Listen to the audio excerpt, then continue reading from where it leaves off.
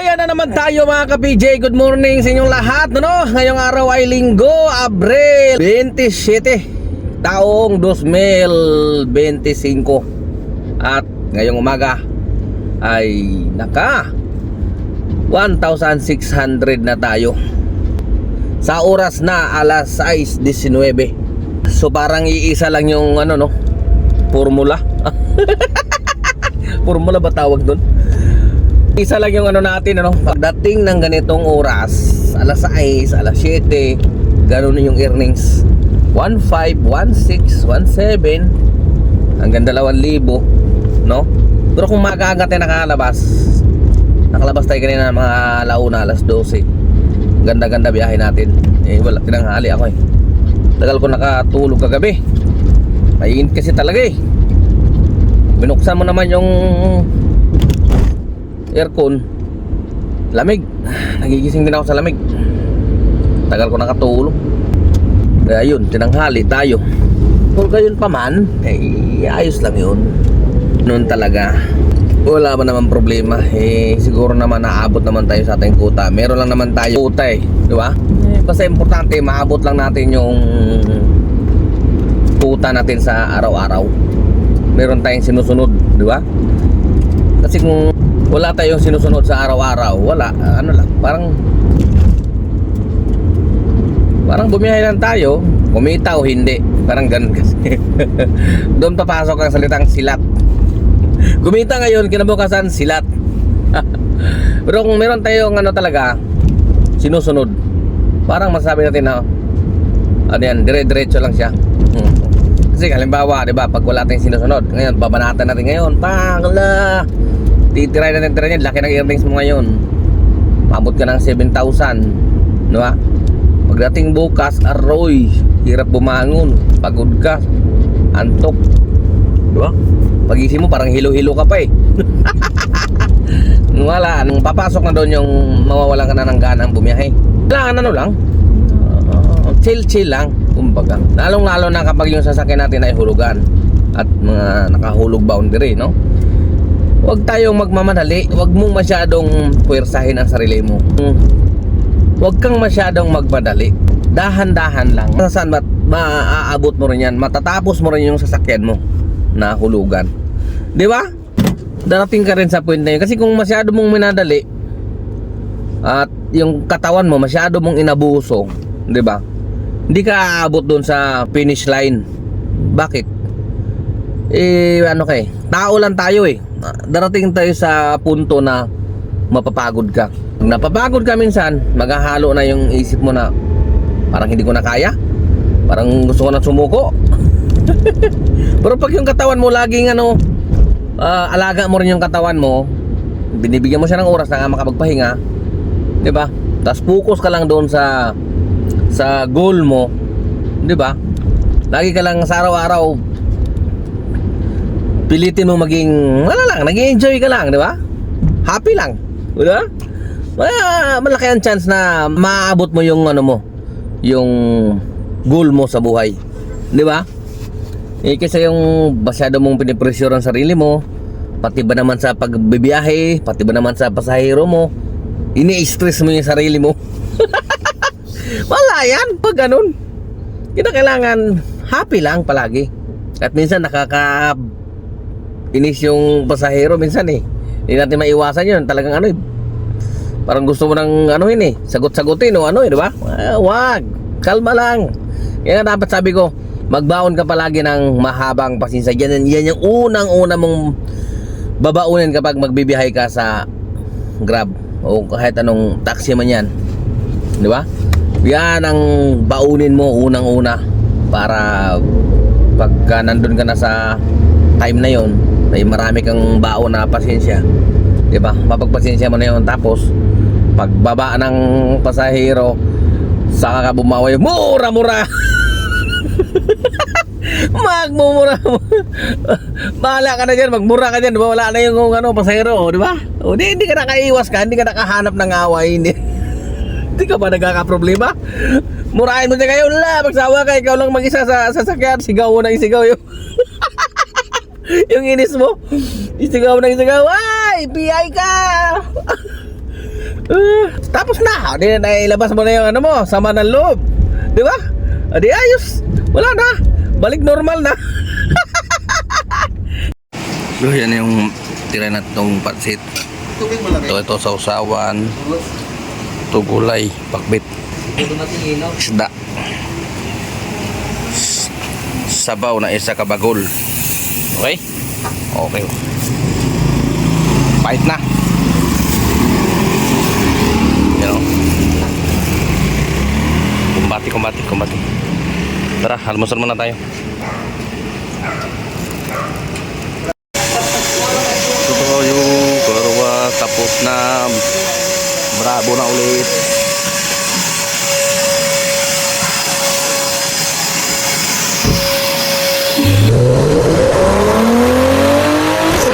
Online na tayo. Tingnan natin kung may papasok. Okay. So wala pang pumapasok. Tapos na tayo magpakarwas. Yan o. So dito lang to sa may malapit kay Ate Leslie. Okay. So wala pa rin pumapasok. Bakit ganon? O sige. Gumalaw na muna tayo. Rolling na muna tayo. Baka gusto niya gumalaw tayo. Akala siguro ng IT ng Grab ano tayo natutulog. Kaya tara, atras na tayo. Alright.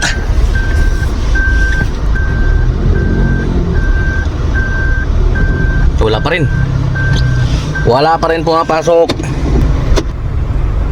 Pasuki.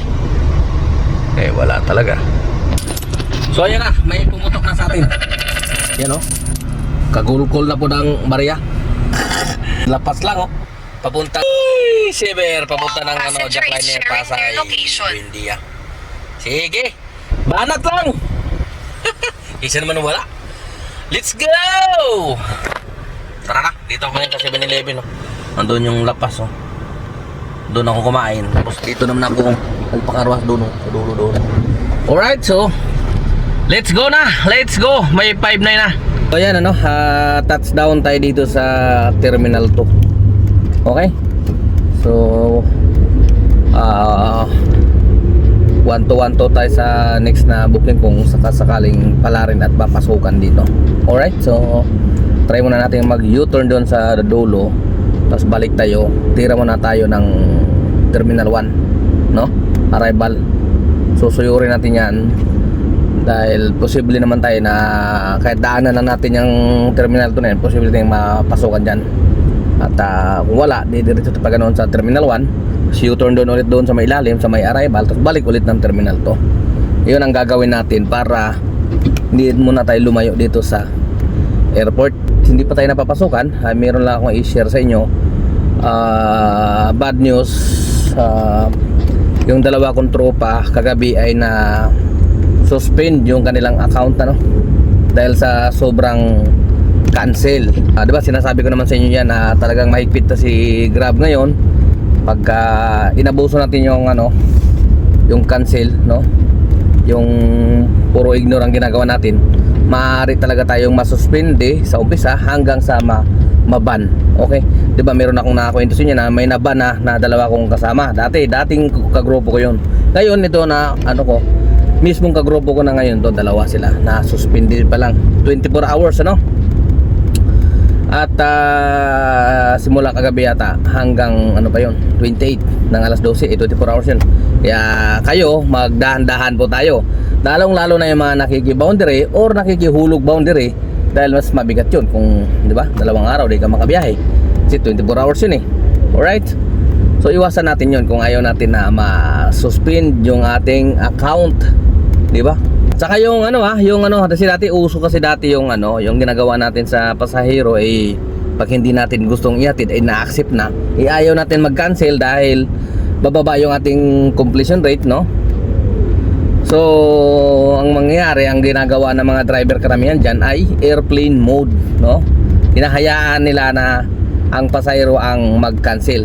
Kaya nila ginagawa yung airplane mode para hindi makakatawag yung pasahero.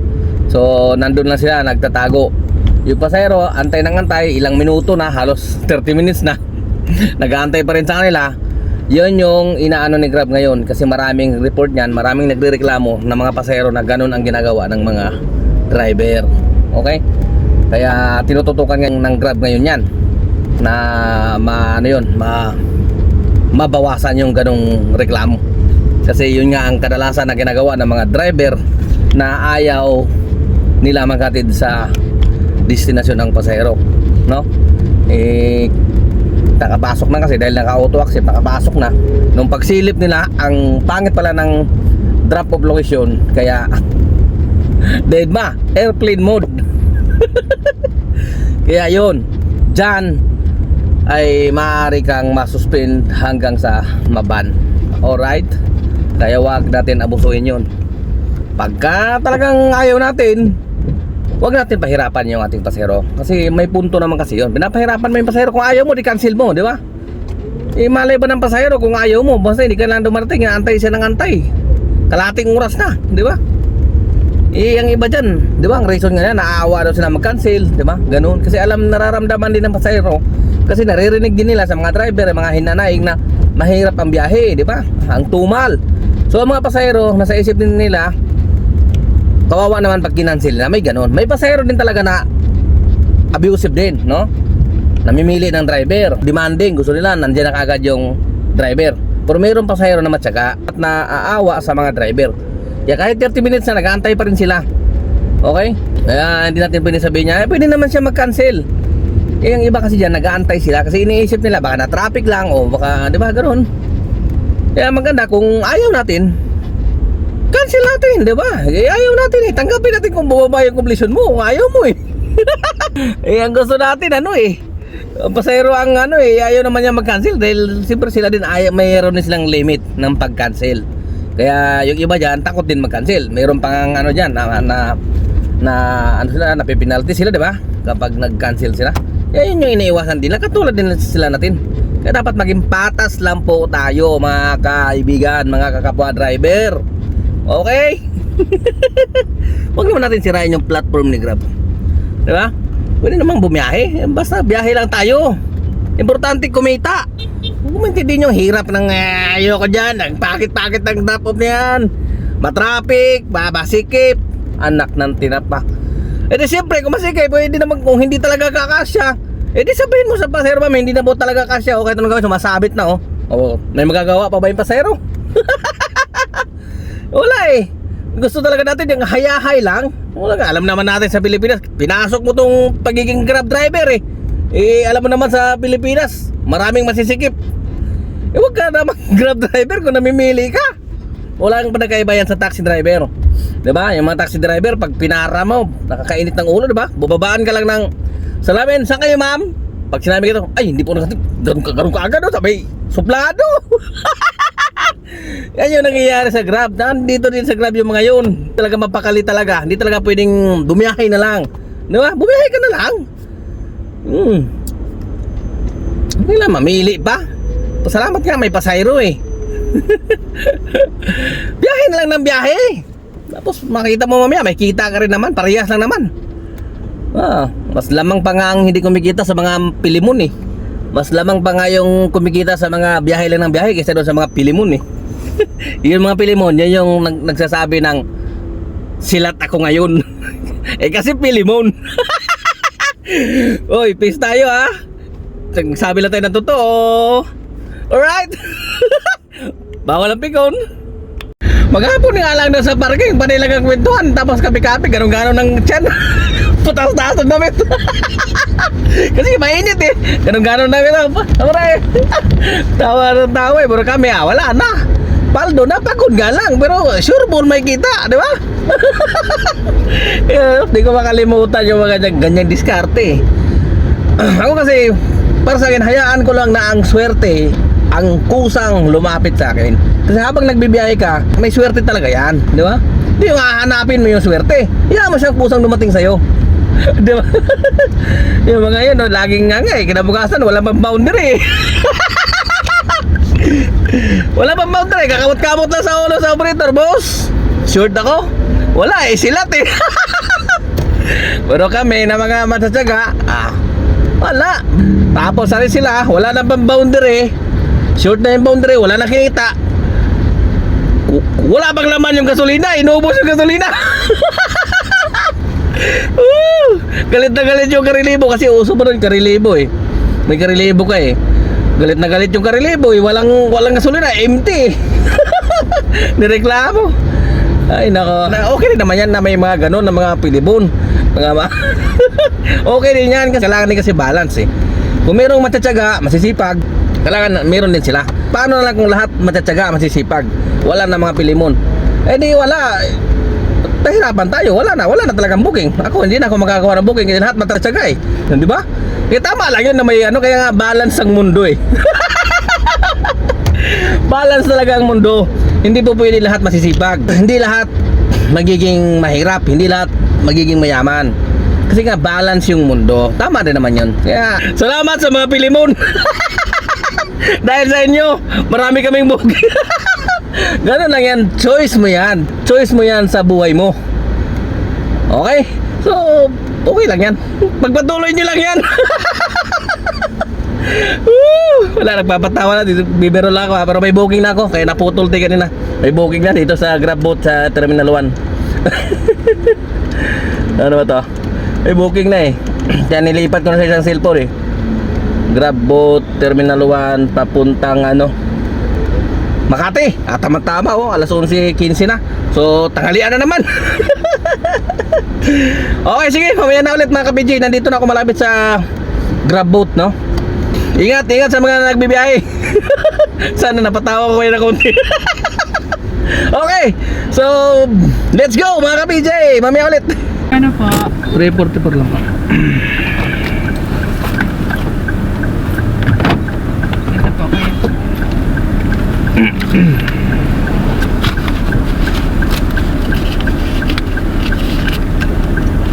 Kung mag-grab, tawag nito, for example, pag gusto namin i-book kayo kuya, anong gagawin namin? Pwede bang mag-grab, tatawagan namin kayo or? Hindi po mo kailangan dadaan talaga kay ano eh. Through doon po? Opo. Bigyan mo lang po ako kuya, 500, tawag nito 500 po. Abay lang. Okay na po. Salamat. Ay, salamat, ma'am. Sige po ma'am. Tuloy po.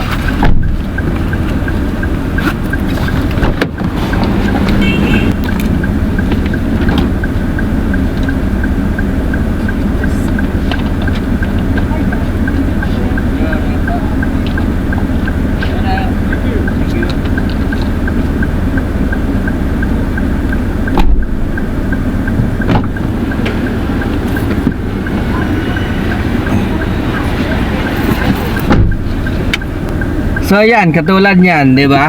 Oh, di mo in-expect. Wala kang bagay na yan, 344 babayaran. Binigyan ka ng 500, 'di ba? Di ba? Iyayaw mo lang kasi ang pasero na magkusa magbigay. Di man kalakihan yan.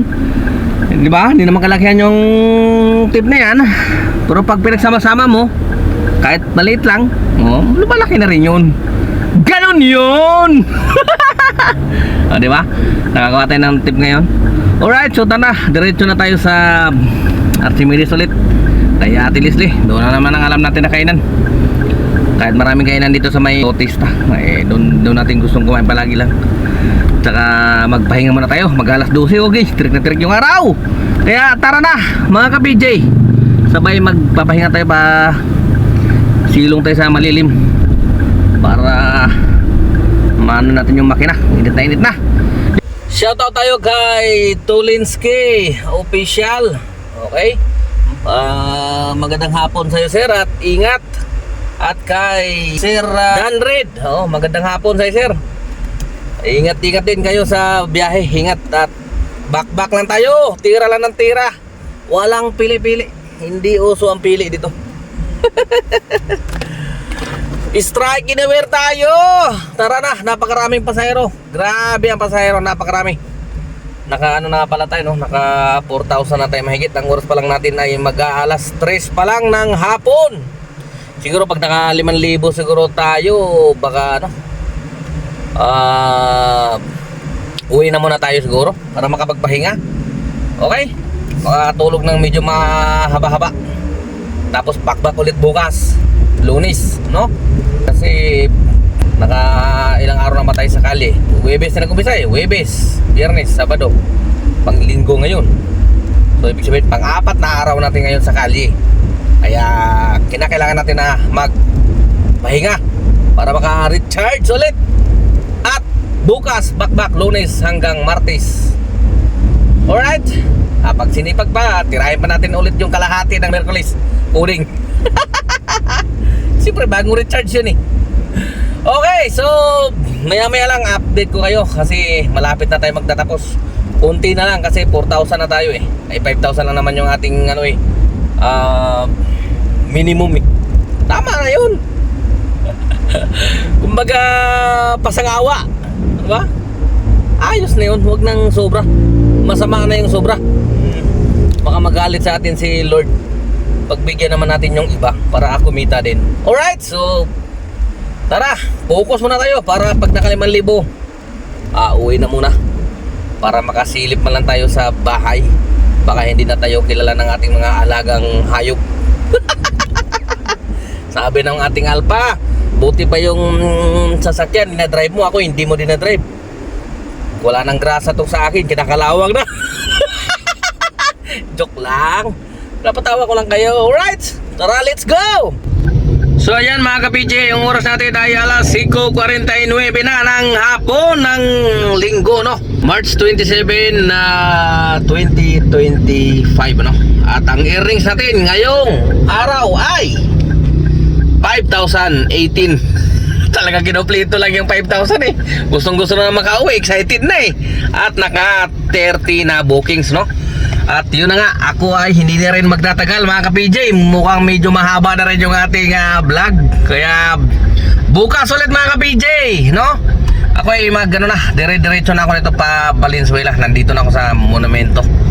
At hindi na ako kukuha ng pasahero para mabilis na makauwi at makapagpahinga.